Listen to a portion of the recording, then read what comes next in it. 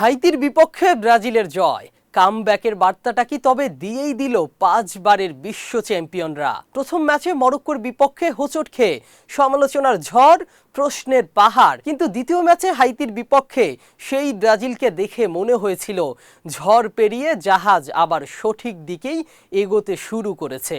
তাহলে কি বিশ্বকাপের ট্রফিটা এবার সেলেসাওদের ঘরেই ফিরছে? এক ম্যাচ দেখেই কেন এমন কথা, প্রশ্নটা তো করতেই পারেন।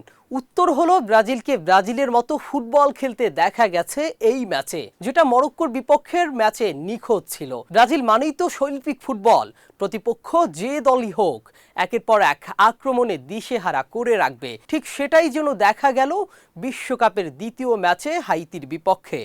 তবে বিশ্বকাপের শুরুটা তো ব্রাজিলের জন্য মোটেও স্বস্তিদায়ক ছিল না। মরক্কোর বিপক্ষে ড্র করার পর অনেকেই বলতে শুরু করেছিলেন, এই দল কি আদৌ শিরোপার দাবিদার? দলের নির্ভরযোগ্য স্ট্রাইকার কোথায়?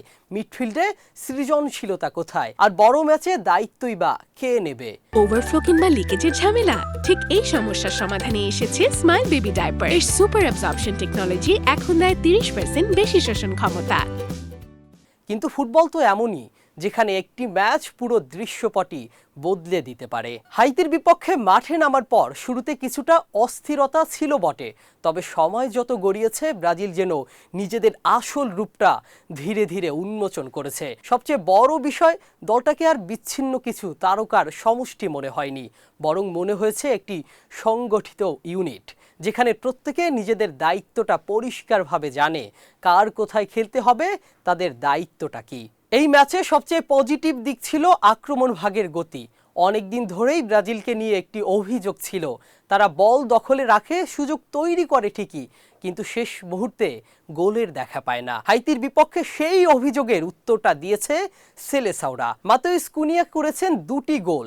তিনি দেখিয়েছেন কেন বড় মঞ্চে এমন একজন ফরওয়ার্ড পুরো দলের চেহারা বদলে দিতে পারে। তার মুভমেন্ট, পজিশনিং সেন্স দুর্দান্ত ছিল। তবে শুধু কুনিয়া নন, এই ম্যাচে আলাদা করে বলতে হবে ভিনিসিয়াস জুনিয়রের কথা। তিনিও ছিলেন দুর্দান্ত, 1 গোল সাথে 1 অ্যাসিস্ট।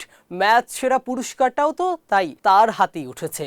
আমরা সাধারণত ভিনিকে উইং দিয়ে দৌড়াতে দেখি, কিন্তু এই ম্যাচে তিনি যেন আরও পরিণত এক ফুটবলারের পরিচয় দিয়েছেন। কখন আক্রমণ তৈরি করতে হবে, কখন পাস দিতে হবে, আর কখন নিজেকেই ফিনিশ করতে হবে, সব কিছুতেই ছিল ভিনির পরিপক্কতা। মাঝ মাঠেও ব্রাজিলকে অনেক বেশি ভারসাম্যপূর্ণ দেখিয়েছে। ব্রুনো গিমারাইস এবং লুকাস পাকেতা বলের নিয়ন্ত্রণ বেশ ভালোভাবেই ধরে রেখেছেন। বল সাপ্লাই সাথে আক্রমণ ভাগকে প্রয়োজনীয় সাপোর্ট দিয়েছেন।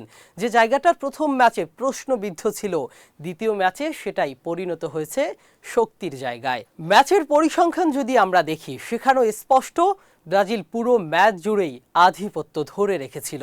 57% বল পজিশন, 9টি ওয়ান টার্গেট শট, 533টি পাস, যেখানে 90% পাসিং একুরেসি। যদিও হাইতিও কয়েকবার চাপ তৈরি করেছিল, 4টি ওয়ান টার্গেট শট দিয়েও এলিসনের দারুণ সেভে গোল শূন্যতেই শেষ করতে হয় তাদেরকে। তবে সবকিছুর পরেও বাস্তবতা হলো, এটি ছিল হাইতির বিপক্ষে ম্যাচ, যাদের ফিফা র্যাঙ্কিং 85তম। তাই জয়টা তো প্রত্যাশিতই ছিল, কিন্তু বিশ্বকাপ জিততে হলে ব্রাজিলকে আরও কঠিন পরীক্ষার মুখোমুখি হতে হবে। সামনে আসবে ইউরোপের শক্তিশালী দলগুলো, আসবে নকআউটের চাপ, আসবে সেই মুহূর্তগুলো যেখানে একটি ভুলই বিদায়ের কারণ হতে পারে। তাই এক ম্যাচ দেখে ব্রাজিলকে বিশ্ব চ্যাম্পিয়ন ঘোষণা করে দেওয়া হয়তো একটু বেশি হয়ে যাবে। তবে এটাও সত্য, শিরোপা জিততে চাইলে যে লক্ষণগুলো দরকার, কনফিডেন্স, গতি, ছন্দ, গোল করার ক্ষমতা এবং দলগত সমন্বয়, সেগুলোর অনেকটাই এই ম্যাচে দেখা গেছে। বিশ্বকাপের শুরুতে যে ব্রাজিলকে নিয়ে প্রশ্ন উঠেছিল, আজ সেই ব্রাজিলকে ঘিরেই আবারও স্বপ্ন দেখতে শুরু করেছেন সমর্থকেরা। আর ফুটবলে কখনো কখনো চ্যাম্পিয়ন হওয়ার আগে সবচেয়ে গুরুত্বপূর্ণ বিষয় হলো ঠিক সময়ে ছন্দে ফেরা। ব্রাজিল সেই ছন্দে ফিরেছে। এখন প্রশ্ন একটাই, ছন্দে ফেরা এই সেলেসাওরা কি সত্যি বিশ্বকাপে ট্রফিটা নিজেদের ঘরে নিয়ে যেতে পারবে?